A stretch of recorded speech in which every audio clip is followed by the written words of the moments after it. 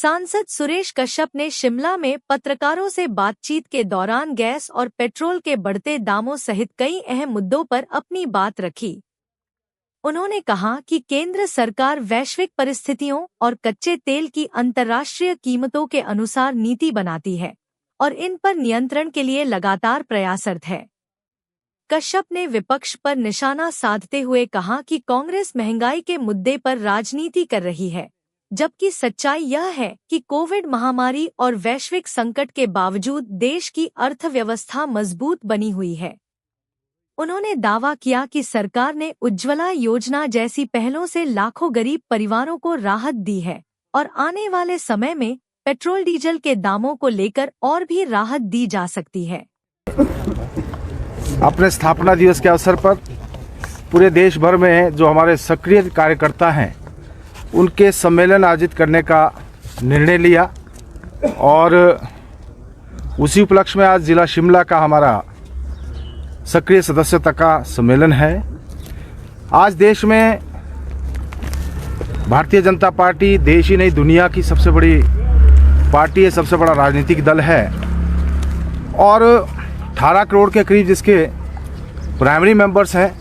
अगर हिमाचल प्रदेश की बात करें तो हिमाचल प्रदेश में भी भारतीय जनता पार्टी का जो सदस्यता अभियान हुआ 18 लाख प्राइमरी मेंबर्स बने हैं और 27,000 सक्रिय मेंबर या एक्टिव मेंबर्स हिमाचल प्रदेश में भारतीय जनता पार्टी के आज हैं। और अगर जिला शिमला के देखें तो तीनों मंडलों में जिला शिमला में 934 हमारे सक्रिय सदस्य बने हैं। पार्टी ने निर्णय लिया कि हर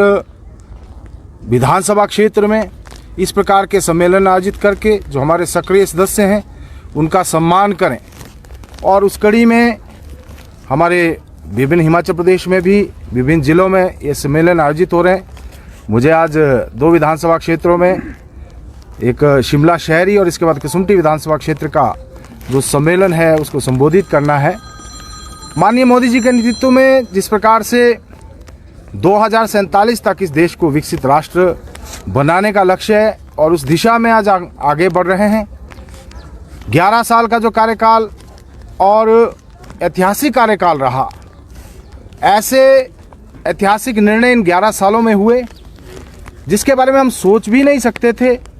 वो चाहे धारा 370-35A को समाप्त करने की बात हो, 3 तलाक को समाप्त करने की बात हो, अयोध्या में राम मंदिर जैसा जो मसला था उसके सॉल्यूशन की बात हो, या मातृशक्ति महिलाओं को मातृशक्ति वंदन अधिनियम लाकर 33% लोकसभा और विधानसभा में आरक्षण देने की बात हो, और अभी जो वक्फ बिल पारित हुआ, ये कुछ ऐसे ऐतिहासिक निर्णय हैं। जो इनकम टैक्स की लिमिट थी उसको 12 लाख तक करना,